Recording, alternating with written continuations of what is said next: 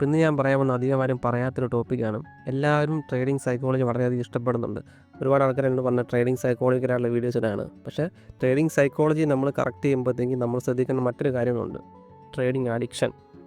ഇപ്പോൾ ഇന്നത്തെ വീഡിയോയിൽ നമ്മൾ പറയാൻ പോകുന്നത് 5 ട്രേഡിംഗ് അഡിക്ഷനെ കുറിച്ചാണ്. ഇത് നിങ്ങൾ കേട്ടിട്ടില്ലെങ്കിൽ ഉറപ്പായിട്ട് നിങ്ങൾ കേൾക്കുക. നിങ്ങൾക്ക് ഈ 5 എണ്ണത്തിൽ ഏതെങ്കിലും ഒരു അഡിക്ഷൻ ഉണ്ടെന്നുണ്ടെങ്കിൽ ഉറപ്പായിട്ട് അത് മാറ്റിയെടുക്കുക. കാരണം നിങ്ങളുടെ ട്രേഡിംഗ് സൈക്കോളജി മൊത്തത്തിൽ താറുമാറാക്കാൻ കഴിവുള്ളതാണ് ഈ 5 അഡിക്ഷൻസും. അപ്പോൾ ഇതിൽ ഏതെങ്കിലും ഒരു അഡിക്ഷൻ നിങ്ങൾക്ക് ഉണ്ടെങ്കിൽ ഉറപ്പായിട്ട് അത് എലിമിനേറ്റ് ചെയ്ത് കളയാൻ ശ്രമിക്കുക. അപ്പോൾ നമുക്ക് നേരെ വീഡിയോയിലോട്ട് പോകാം. ഒന്നാമത്തെ അഡിക്ഷൻ എന്ന് പറയുന്നത് ഡോപ്പമിൻ ഹിറ്റ് അഡിക്ഷനാണ്. അതായത് പല ആൾക്കാരും ട്രേഡിങ്ങിന് കാണുന്നത് ഒരു എക്സൈറ്റ്മെൻറ്റ് ഫാക്ടറായിട്ടാണ്. അതായത് ഒരു ഡോപ്പമിൻ ബൂസ്റ്റ് ചെയ്യുന്നൊരു സംഭവമായിട്ടാണ് പല ആൾക്കാരും ട്രീറ്റ് ചെയ്യുന്നത്. അതായത് നിങ്ങൾക്ക് ട്രേഡ് എടുക്കുമ്പോഴത്തേക്ക് ഒരു ഹൈ കിട്ടുന്നുണ്ട്, അത്രേ ഉള്ള സംഭവം. അപ്പോൾ ഈ ഡോപ്പമിൻ അഡിക്ഷൻ ഉള്ളതിൻ്റെ കുഴപ്പം എന്താണെന്ന് വെച്ച് കഴിഞ്ഞാൽ നിങ്ങൾക്ക് ഒരു ദിവസം ട്രേഡ് എടുക്കാതിരിക്കാൻ പറ്റത്തില്ല. അതാണ് എൻ്റെ ഏറ്റവും വലിയ കുഴപ്പം. കാരണം നിങ്ങൾക്കൊരു നല്ല ട്രേഡിംഗ് സെറ്റപ്പ് ഉണ്ടെങ്കിൽ, ഇൻ കേസ് ആ ട്രേഡിംഗ് സെറ്റപ്പിൽ ഇന്നൊരു ട്രേഡ് ഇല്ലെന്നുണ്ടെങ്കിൽ നിങ്ങൾക്ക് അങ്ങനെ അന്നത്തെ ദിവസം ട്രേഡ് എടുക്കാതിരിക്കാൻ പറ്റത്തില്ല. നിങ്ങൾ ഏതെങ്കിലും ഒരു ട്രേഡ് എടുക്കും. കാരണം ആ ട്രേഡ് എടുത്തില്ലെങ്കിൽ നിങ്ങൾക്ക് ഒരുമാതിരി ഒരു ചത്ത പോലത്തെ ഒരു ഫീലാണ്. ആ ഒരു ഫീൽ ഉള്ളതുകൊണ്ടാണ് നിങ്ങൾ ആ ട്രേഡ് ചാടിക്കയറി എടുക്കുന്നത്. അപ്പോൾ ആ ഒരു സ്വഭാവം നിങ്ങൾക്ക് ഉണ്ടെങ്കിൽ ഉറപ്പായിട്ടും അത് ഡോപ്പമിൻ അഡിക്ഷനാണ്. കാരണം നിങ്ങൾക്ക് പ്രോഫിറ്റ് ഉണ്ടായാലും ലോസ് ഉണ്ടായാലും നിങ്ങൾക്ക് കുഴപ്പമില്ല, നിങ്ങൾക്ക് ആ ഡോപ്പമിൻ ഹൈ കിട്ടണം. അതിനുവേണ്ടിയാണ് നിങ്ങൾ ട്രേഡ് ചെയ്യുന്നത്. ഈ ഒരു സംഭവം ഉണ്ടെങ്കിൽ ഉറപ്പായിട്ടും നിങ്ങളത് റെക്ടിഫൈ ചെയ്തേ പറ്റത്തുള്ളൂ. ട്രേഡിംഗ് സൈക്കോളജി പറയുമ്പോഴത്തേക്കും നമ്മൾ കുറച്ച് സൈക്കോളജിക്കൽ കാര്യങ്ങൾ പഠിക്കുക മാത്രമല്ല, നമുക്ക് ഡീഫോൾട്ടായിട്ടുള്ള ഇതുപോലുള്ള കാര്യങ്ങൾ നമ്മൾ കുറച്ച് കറക്ഷൻസ് കൂടെ വരുത്തണം. അപ്പോൾ ഇത് ഒരുപാട് പേർക്കുള്ളൊരു പ്രശ്നമാണ്. ഈ ഒരു സംഭവം ഉറപ്പായിട്ടും കറക്റ്റ് ചെയ്യേണ്ടതാണ്. അല്ലാന്നുണ്ടെങ്കിൽ നിങ്ങൾക്ക് ഒരു നല്ല ട്രേഡിംഗ് സെറ്റപ്പ് ഉണ്ടെങ്കിൽ പോലും നിങ്ങൾക്ക് പ്രോഫിറ്റുകൾ ആകാൻ പറ്റത്തില്ല. കാരണം ഒന്നും ചെയ്യാതെ ട്രേഡിംഗ് ടെർമിൽ വായിച്ചുകൊണ്ടിരിക്കുക എന്നുള്ളത് വളരെ ബുദ്ധിമുട്ട് പിടിച്ച പരിപാടിയാണ്. കാരണം നിങ്ങൾക്ക് ട്രേഡ് എടുത്തില്ലെങ്കിൽ നിങ്ങൾക്ക് ഭയങ്കര ഒരു സഫോക്കേഷൻ ആയിരിക്കും. അപ്പോൾ ആ ഒരു അവസ്ഥയ്ക്കാണ് ഡോപ്പമിൻ റഷ് അഡിക്ഷൻ എന്ന് പറയുന്നത്. അപ്പോൾ നമ്മളത് മനഃപൂർവ്വം ചെയ്യുന്നതല്ല, നമ്മുടെ സബ് കോൺഷ്യസ് മൈൻഡ് നമ്മളെ കൊണ്ട് ചെയ്യിപ്പിക്കുന്നതാണ് സംഭവം. അപ്പോൾ നമ്മുടെ സബ് കോൺഷ്യസ് മൈൻഡ് നമ്മുടെ മനസ്സിനെ കൊണ്ട് തോന്നിപ്പിക്കും ഇതൊരു നല്ല സെറ്റപ്പാണ്, ഇപ്പോൾ ചാടിക്കറി ട്രേഡ് എടുക്കാമെന്ന്. പക്ഷേ നിങ്ങളല്ല ട്രേഡ് എടുക്കുന്നത്, നിങ്ങളുടെ ഡോപ്പമിൻ റഷ് കിട്ടാൻ വേണ്ടി നിങ്ങളുടെ സബ് കോൺഷ്യസ് മൈൻഡ് നിങ്ങളെ കൊണ്ട് ട്രേഡ് എടുപ്പിക്കുന്നതാണ്. പലപ്പോഴും ആൾക്കാർക്ക് ഇത് മനസ്സിലാകുന്നത് അന്നത്തെ ട്രേഡിംഗ് ഡേ കഴിഞ്ഞതിന് ശേഷം, മാർക്കറ്റൊക്കെ ക്ലോസ് ചെയ്തതിന് ശേഷം ഇന്ന് എന്തുകൊണ്ടാണ് ട്രേഡ് എടുത്തെന്ന് ചോദിച്ചു കഴിഞ്ഞാൽ അവർക്ക് തന്നെ ഉത്തരം കാണത്തില്ല. അപ്പോൾ അങ്ങനെ ഇരിക്കുന്ന അവസ്ഥയ്ക്കാണ് ഈ ഡോപ്പമിൻ റഷ് എന്ന് പറയുന്നത്. അപ്പോൾ ഇത് ഒരിക്കലും ഒരു നല്ല പരിപാടിയല്ല. ഇങ്ങനൊരു പ്രശ്നം ഉണ്ടെങ്കിൽ ഉറപ്പായിട്ട് നിങ്ങൾ എലിമിനേറ്റ് ചെയ്ത് കളയുക തന്നെ വേണം. ഇപ്പോൾ രണ്ടാമത്തെ അഡിക്ഷൻ എന്ന് പറയുന്നത് ചാർട്ട് വാച്ചിങ് അഡിക്ഷനാണ്. ഇത് ഡോപ്പമിൻ്റെ വേറെ ഒരു ഓപ്പോസിറ്റ് എന്ന് പറയാം. കാരണം ട്രേഡ് എടുക്കാൻ ഭയങ്കര ബുദ്ധിമുട്ടായിരിക്കും പല ആൾക്കാർക്കും. അതുകൊണ്ട് ചാർട്ട് വാച്ച് ചെയ്ത് തന്നെ ഇരിക്കും. ചാർട്ട് മാത്രം നോക്കിയിരിക്കത്തുള്ളൂ. നല്ല ഓപ്പർച്യൂണിറ്റി കിട്ടിയാൽ പോലും പല ആൾക്കാരും ട്രേഡ് എടുക്കത്തില്ല. കാരണം പേടിയാകാം, മറ്റു പല കാരണങ്ങൾ കൊണ്ട് എടുക്കാതിരിക്കാം. ട്രേഡ് ചെയ്യണമെന്ന് ആഗ്രഹമുണ്ട് ഉള്ളിനുള്ളിൽ, പക്ഷേ നിങ്ങൾക്ക് ട്രേഡ് എടുക്കാൻ പേടിയാണ്. അപ്പോൾ നിങ്ങൾക്ക് എന്തെങ്കിലും ചെയ്യണമല്ലോ എന്ന് ഓർത്ത് നിങ്ങൾ ചാർട്ട് ഇങ്ങനെ വാച്ച് ചെയ്യും. ചാർട്ടിനകത്ത് ഇഷ്ടം പോലെ പരിപാടി നിങ്ങൾ കണ്ടുപിടിക്കും, ബാക്ക് ടെസ്റ്റ് നടത്തും, അങ്ങനെ എല്ലാ പരിപാടിയും നിങ്ങൾ നടത്തും. പക്ഷേ നിങ്ങൾ ഒരിക്കലും ട്രേഡ് എടുക്കത്തില്ല. ചാർട്ടിലെ പല പല പാറ്റേൺസ് നിങ്ങൾ കണ്ടുപിടിക്കും. ഇപ്പോൾ ഇങ്ങനെ ഒരു ട്രേഡ് എടുക്കാൻ നല്ലതായിരുന്നു, ഇങ്ങനെ ഒരു ട്രേഡ് എടുക്കാൻ വരുന്നു, അങ്ങനെ ഒരുപാട് പോസിബിലിറ്റീസ് ഓപ്പർച്യൂണിറ്റീസ് എല്ലാം നിങ്ങൾ ചാർട്ടിൽ കണ്ടുപിടിക്കും. പക്ഷേ റിയൽ ടൈം ട്രേഡിലോട്ട് വരുമ്പോൾ നിങ്ങൾക്ക് എടുക്കാനുള്ള പേടി കാരണം നിങ്ങൾ പലപ്പോഴും എടുക്കത്തില്ല. ഈ ഒരു അവസ്ഥയ്ക്കാണ് ചാർട്ട് വാച്ചിങ് അഡിക്ഷൻ എന്ന് പറയുന്നത്. കാരണം ഇവിടെ നിങ്ങളെ ഗൈഡ് ചെയ്യുന്ന വേറൊന്നുമല്ല, ഫിയറാണ്. നിങ്ങൾക്ക് ആ ട്രേഡിൻ്റെ ഓപ്പർച്യൂണിറ്റി കണ്ടാൽ പോലും നിങ്ങൾക്ക് പേടി കാരണം പൈസ പോവുക, അല്ലെന്നുണ്ടെങ്കിൽ എന്തൊക്കെയോ ഒരു പേടി കാരണം നിങ്ങൾക്ക് ആ ട്രേഡിലോട്ട് എൻ്റർ ആകാൻ പറ്റാത്തൊരവസ്ഥ. അതാണ് ഈ ചാർട്ട് വാച്ചിങ് എന്ന് പറയുന്നത്. അപ്പോൾ ചാർട്ട് വാച്ച് ചെയ്യുമ്പോൾ നിങ്ങൾ എന്തോ ട്രേഡ് ചെയ്ത പോലത്തെ ഒരു ഫീൽ നിങ്ങൾക്ക് കിട്ടും, മനസ്സിലായോ? അതുകൊണ്ടാണ് നിങ്ങൾ ചാർട്ട് വാച്ച് ചെയ്യുന്നത്. പക്ഷേ നിങ്ങൾ മനഃപൂർവ്വം മനസ്സിലാക്കി പറഞ്ഞ് കൺവിൻസ് ചെയ്യിക്കും ഇന്നൊരു ഓപ്പർച്യൂണിറ്റി ഇല്ലായിരുന്നു. പക്ഷേ നിങ്ങൾക്ക് നല്ലപോലെ നോക്കി കഴിഞ്ഞാൽ മനസ്സിലാവും നല്ലൊരു ഓപ്പർച്യൂണിറ്റി ഉണ്ടായിരുന്നു. പക്ഷേ നിങ്ങൾ പേടി കാരണം എടുക്കാതിരുന്നതാണ്. പക്ഷേ നിങ്ങളുടെ മനസ്സിനെ നിങ്ങൾ പറഞ്ഞ് കൺവിൻസ് ചെയ്യുന്നത് പേടി കാരണമല്ല, എനിക്ക് ആ ഓപ്പർച്യൂണിറ്റി ഇല്ലാത്തതുകൊണ്ട് തന്നെ എടുക്കാതിരുന്നത് കൺവിൻസ് ചെയ്യുന്നത്. അപ്പോൾ ഇതാണ് ചാർട്ട് വാച്ചിങ് അഡിക്ഷൻ. അപ്പോൾ നിങ്ങൾ ചാർട്ട് വാച്ച് ചെയ്യുകയും ചെയ്യണം, അത്യാവശ്യം നല്ല സെറ്റപ്പ് കിട്ടി നിങ്ങൾ ട്രേഡ് എടുക്കുകയും ചെയ്യണം. ഈ രണ്ട് പരിപാടി ഒരുമിച്ച് നടന്നാൽ മാത്രമേ ഉള്ളൂ നമ്മുടെ ബിസിനസ് മുന്നോട്ട് പോകത്തുള്ളൂ. അപ്പോൾ ഈ ഒരു പ്രശ്നം ഉണ്ടെങ്കിൽ നിങ്ങൾ ഉറപ്പായിട്ടും ചെയ്യേണ്ട കാര്യം വെച്ച് കഴിഞ്ഞാൽ കൃത്യമായിട്ട് ട്രേഡിംഗ് സെറ്റപ്പ് ഉണ്ടാക്കുക. ആ സെറ്റപ്പ് വരുമ്പോൾ ഉറപ്പായിട്ടും ട്രേഡ് എടുക്കുക. ലോസ് ആയിക്കോട്ടെ പ്രോഫിറ്റ് ആയിക്കോട്ടെ, നിങ്ങൾ കൃത്യമായിട്ട് റിസ്ക് റിവാർഡ് വെച്ചിട്ട് ആ ട്രേഡ് അങ്ങ് എടുക്കുക. അങ്ങനെ കുറച്ചധികം ദിവസങ്ങൾ ചെയ്ത് കഴിയുമ്പോഴത്തേക്കും ഓട്ടോമാറ്റിക് നിങ്ങൾ ട്രാക്കിലായിക്കോളും. അങ്ങനെ ഇതൊക്കെ റിക്കവറി എടുക്കാൻ പറ്റത്തുള്ളൂ. പിന്നെ കുറച്ച് ക്വാണ്ടിറ്റി വെച്ചെടുക്കുക. നിങ്ങൾക്ക് കൂടുതൽ ലോസ് വരുന്നുള്ള പേടിയാണെന്നുണ്ടെങ്കിൽ വളരെ കുറച്ച് ക്വാണ്ടിറ്റി മാത്രം എടുത്ത് ട്രേഡ് ചെയ്യുക.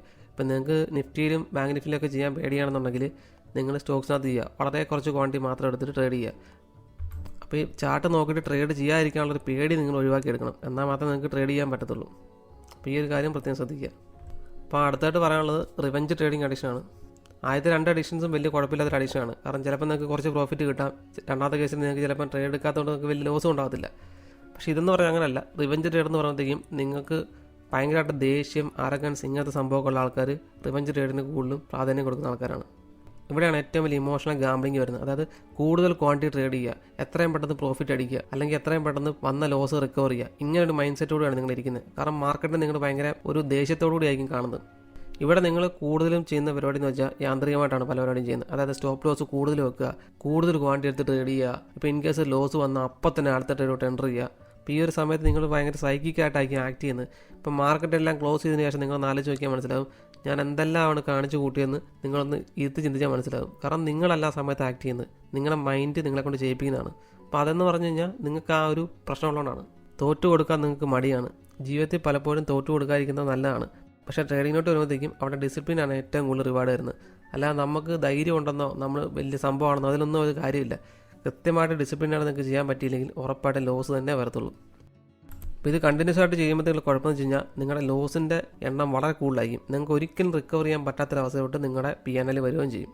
അപ്പോൾ ഇതിൻ്റെ ഒരു അവസാനം സംഭവിക്കുന്നത് വെച്ചാൽ ഒന്നുകിൽ നിങ്ങൾ മാർക്കറ്റിൽ നിന്ന് മാറിപ്പോകും. കാരണം നിങ്ങൾക്ക് കണ്ടിന്യൂസ് ആയിട്ട് നിങ്ങൾക്ക് ലോസ് വരുമ്പോഴത്തേക്കും നിങ്ങൾ 1-2 വർഷം കഴിയുമ്പോഴത്തേക്കും ലക്ഷങ്ങളായിരിക്കും നിങ്ങളുടെ നഷ്ടം വരുന്നത്. അപ്പോൾ നിങ്ങൾക്ക് ഒരിക്കലും ഈ ഒരു പാറ്റേണിൽ കൂടെ പോകുമ്പോൾ നിങ്ങൾക്ക് റിക്കവറി എടുക്കാനും പറ്റത്തില്ല. അപ്പോൾ ചെയ്യും തോറും വീണ്ടും ഇവിടെ ലോസിൻ്റെ എണ്ണം കൂടുന്നതുകൊണ്ട് നിങ്ങൾ സ്വാഭാവികമായിട്ടും മാർക്കറ്റ് നിർത്തിപ്പോവും. അപ്പോൾ ഈ അഡിഷൻ ഉണ്ടെങ്കിൽ ഉറപ്പായിട്ടും മാറ്റിയിട്ടുള്ള അഡിഷനാണ്. ഈ ഒരു സംഭവം ഉണ്ടെങ്കിൽ ഒരിക്കലും നിങ്ങൾ പ്രോഫിറ്റ് കാണത്തില്ല. ഇനി അടുത്ത 4ാമത്തെ അഡിഷൻ എന്ന് പറയുന്നത് കുറച്ച് കോമഡി ആയിട്ട് അഡിഷനാണ്. അതായത് സിഗ്നൽ ആൻഡ് ഗുരു അഡിഷൻ. അതായത് നിങ്ങൾ ബെസ്റ്റ് ട്രേഡേഴ്സിനെ, നല്ല ബെസ്റ്റ് മെൻറ്റേഴ്സിനെ തപ്പിക്കൊണ്ടിരിക്കും. അതായത് ഏറ്റവും നല്ല മെൻറ്റർ എന്നുള്ളൊരു മെൻറ്റർ ഇല്ല. ഓരോരുത്തരും അവരവരുടെ രീതിയിലാണ് ട്രേഡ് ചെയ്യുന്നത്. ഒരുപാട് കോഴ്സുകൾ പർച്ചേസ് ചെയ്യുന്നു, ഒരുപാട് കോഴ്സിനകത്ത് കൊണ്ട് തലവെച്ച് കൊടുക്കുന്നു. പക്ഷേ നിങ്ങൾക്ക് ഒരു പ്രോഗ്രസ് ഉണ്ടാകുന്നില്ല. ഈ ഒരു അവസ്ഥയ്ക്കാണ് ഗുരു അഡിഷൻ എന്ന് പറയുന്നത്. സത്യം പറഞ്ഞാൽ നിങ്ങൾക്ക് ബേസിക് ആയിട്ടുള്ള കുറച്ച് കാര്യങ്ങൾ അറിയുകയാണെങ്കിൽ നിങ്ങൾക്ക് ട്രേഡ് ചെയ്ത് തുടങ്ങാൻ പറ്റും.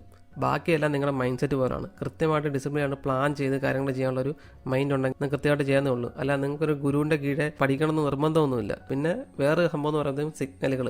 കാരണം നിങ്ങൾ ടെലഗ്രാം ഗ്രൂപ്പിലും മറ്റു സ്ഥലത്തുമൊക്കെ പെയ്ഡായിട്ടും അൺപെയ്ഡ് ആയിട്ടുള്ള സ്ഥലത്തും നിങ്ങൾക്ക് ഇഷ്ടംപോലെ സിഗ്നൽസ് കിട്ടും. പക്ഷേ ഇതൊക്കെ ചെയ്യുന്നത് കൊണ്ട് ഒരു കുഴപ്പമില്ല. പക്ഷേ അവിടെ ഡിസിപ്ലിൻ എന്നുള്ള സംഭവം നിങ്ങൾക്ക് ഇല്ലെന്നുണ്ടെങ്കിൽ ഉറപ്പായിട്ട് നഷ്ടങ്ങളെ വരത്തുള്ളൂ. കാരണം സിഗ്നൽ തരുന്ന ആൾക്കാർ അവർ തരുന്നു, നിങ്ങളവരെ വിശ്വസിക്കുന്നു, എന്നിട്ട് അങ്ങ് ചെയ്യുന്നു. പക്ഷേ എത്രമാത്രം അതിനകത്തൊരു സത്യം ഉണ്ടെന്ന് നമുക്ക് ഒരിക്കലും പറയാൻ പറ്റത്തില്ല. മനസ്സിലായോ? അതുകൊണ്ട് ഇതൊക്കെ നോക്കി കണ്ടേ ചെയ്യാൻ പാടുള്ളൂ. ഒരുപാട് കോഴ്സുകൾ പർച്ചേസ് ചെയ്തിട്ട് കൃത്യമായിട്ട് ഡിസിപ്ലിൻ ഉണ്ടാക്കാതെ, അത് കൃത്യമായിട്ട് പഠിക്കാതെ, എന്താണ് അവർ പറയുന്നത് പോലും മനസ്സിലാക്കാതെ ഒരു പ്രോഗ്രസ്സും ഇല്ലാതിരിക്കുന്നതൊക്കെ നല്ലത് സ്വന്തമായിട്ട് എന്തെങ്കിലും കഷ്ടപ്പെട്ട് കാര്യങ്ങൾ പഠിച്ച് റെഡിയാക്കിയിട്ട് കുറച്ചെങ്കിലും പ്രോഗ്രസ് കൊണ്ടുവരുന്നതാണ്. കാരണം മറ്റൊരാൾക്ക് ഇതിനകത്ത് നമ്മളെ പഠിപ്പിക്കുന്നതിന് ഒരു പരിധിയുണ്ട്. മനസ്സിലായോ? ഉദാഹരണം ക്രിക്കറ്റ് കോച്ചിന് ഒരാളെ നല്ലപോലെ പഠിപ്പിച്ചു കൊടുക്കാൻ പറ്റും. പക്ഷേ സച്ചിനെ പോലെ അയാൾ ക്രിക്കറ്റ് കളിക്കണമെന്നുണ്ടെങ്കിൽ അയാൾ സ്വയം കഷ്ടപ്പെടണം. മനസ്സിലായോ? അപ്പോൾ ഒരു കോച്ചിന് ചില കാര്യങ്ങളിൽ കുറച്ച് പരിമിതികളുണ്ട്. അയാൾക്ക് ഗൈഡൻസ് മാത്രം കൊടുക്കാൻ പറ്റില്ല. നിങ്ങളെ കംപ്ലീറ്റ് ആയിട്ട് ട്രാൻസ്ഫോം ചെയ്യണം നിങ്ങൾ തന്നെ വിചാരിക്കണം.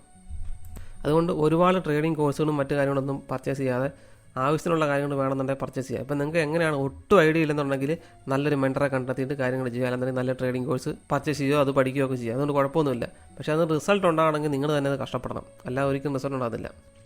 അപ്പോൾ നിങ്ങൾ പുതിയ സ്ട്രാറ്റജികൾ തപ്പിപ്പോവുക, പുതിയ മെൻറ്റേഴ്സിനെ തപ്പിപ്പോവുക, പുതിയ അങ്ങനത്തെ കാര്യങ്ങൾ ഇങ്ങനെ തപ്പിപ്പോയിക്കൊണ്ടേയിരിക്കും. അപ്പോൾ ഇങ്ങനെ തപ്പിക്കൊണ്ടിരുന്നാൽ നിങ്ങൾക്ക് ലോകത്തിൽ ഇഷ്ടംപോലെ സാധനം കിട്ടും. കാരണം യൂട്യൂബാണ്, ഇഷ്ടംപോലെ സംഭവം നിങ്ങൾക്ക് കിട്ടും. മനസ്സിലായോ? ലോകത്ത് കോടിക്കണക്കിന് ആൾക്കാരുണ്ട്. കോടിക്കണക്കിന് ആൾക്കാർക്ക് കോടിക്കണക്കിന് ട്രേഡിംഗ് സ്ട്രാറ്റജീസ് കാണും, കോഴ്സുകൾ കാണും. ഇതെല്ലാം നമ്മളെ കൊണ്ട് പഠിക്കാൻ പറ്റുമോ? ഒരിക്കലും ഇല്ല. അപ്പോൾ നമ്മൾ കൃത്യമായിട്ട് 1-2 ട്രേഡിംഗ് കോഴ്സൊക്കെ എടുത്ത് പഠിക്കുക. അതിനകത്ത് നിങ്ങൾക്ക് പ്രോഗ്രസ് ഉണ്ടാക്കാൻ പറ്റിയില്ലെങ്കിൽ എല്ലായിടത്തും ഇതൊക്കെ തന്നെ പഠിപ്പിക്കുന്നുള്ളൂ. തന്നെ പ്രോഗ്രസ് ഉണ്ടാക്കിയെടുക്കാൻ നോക്കുക. അതേ ഉള്ള ആകെ ചെയ്യാൻ പറ്റുന്ന പരിപാടി. ഇനി 5ാമത്തെ അവസാനത്തെ ഒരു അഡിഷൻ എന്ന് പറഞ്ഞാൽ ഓവർ ട്രേഡിംഗ് അഡിഷനാണ്. ഇത് ഞാൻ മിക്കതിനകത്തും പറയാനുള്ളൂ. ഓവർ ട്രേഡിങ് എപ്പോഴും ഒരു ത്രെട്ടാണ് നിങ്ങൾക്ക്. ഈ കൂട്ടത്തിൽ അത്യാവശ്യം എല്ലാ ആൾക്കാർക്കും ഉള്ള സംഭവമാണിത്. ശരിക്കും ഇതൊരു ഡോപ്പമിൻ ഡ്രിവൻ ആയിട്ടുള്ള സംഭവമാണ്. അപ്പോൾ ഈ ഒരു അഡിഷൻ നിങ്ങൾക്ക് എങ്ങോട്ടൊന്ന് മനസ്സിലാക്കുന്ന വെച്ചാൽ എല്ലാ ദിവസവും നിങ്ങൾ ട്രേഡ് എടുക്കും. പ്രോഫിറ്റബിൾ ആണെങ്കിലും ലോസ് ആണെങ്കിലും എല്ലാ ദിവസവും നിങ്ങൾ ട്രേഡ് എടുക്കും. മാത്രമല്ല മാർക്കറ്റിലെ ചെറിയൊരു മൂവ്, ഇപ്പോൾ ഇൻ കേസ് നിഫ്റ്റി ഇന്ന് കിടന്നുറങ്ങുമെന്ന് ചോദിച്ചാൽ അത് എങ്ങോട്ടും മൂവില്ലാത്തൊരവസ്ഥയാണെങ്കിൽ പോലും നിങ്ങൾക്കൊരു ട്രേഡ് എടുക്കണം. നിങ്ങളൊരു ട്രേഡ് എടുക്കും.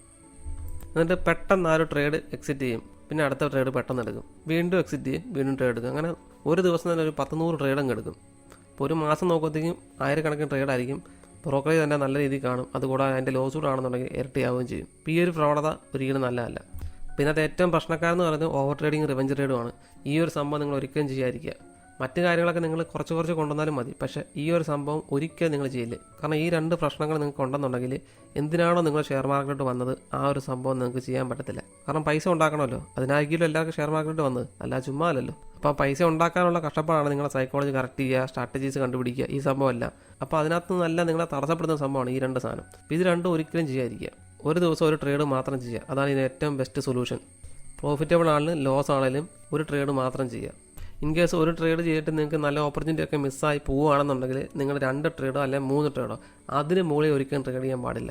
കാരണം 2-3 ട്രേഡിന് മുകളിലോട്ടുള്ള ട്രേഡുകൾ നിങ്ങൾക്ക് ഒരിക്കലും സ്വന്തം കൺട്രോളിൽ നിൽക്കത്തില്ല.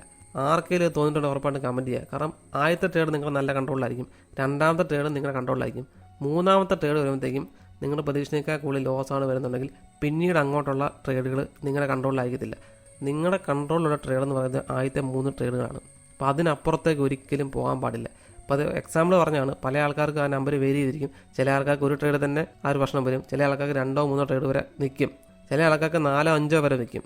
അപ്പോൾ അത് ഓരോരുത്തരും പേഴ്സൺ ടു പേഴ്സൺ വ്യത്യാസമാണ്.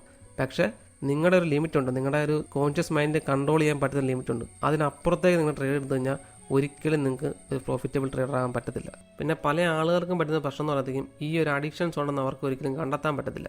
അതാണ് പല ആൾക്കാരുടെയും കുഴപ്പം. ഇപ്പോൾ സിഗരറ്റ് പൊടി ആയിക്കോട്ടെ, മദ്യപാനം ആയിക്കോട്ടെ, അതിനെല്ലാം ആൾക്കാർ പറഞ്ഞു വെച്ചിട്ടുണ്ടെങ്കിൽ എനിക്ക് ഇഷ്ടമുള്ളതുകൊണ്ട്, അല്ല എനിക്ക് അഡിക്ഷൻ ഉള്ളതല്ല, എനിക്കെന്ത് ഇഷ്ടമുള്ളതാണ് ഞാൻ വലിക്കുന്നത്, അല്ല എനിക്ക് ഇഷ്ടമുള്ളതാണ് ഞാൻ വെള്ളമടിക്കുന്നത് പറയും. മനസ്സിലായി?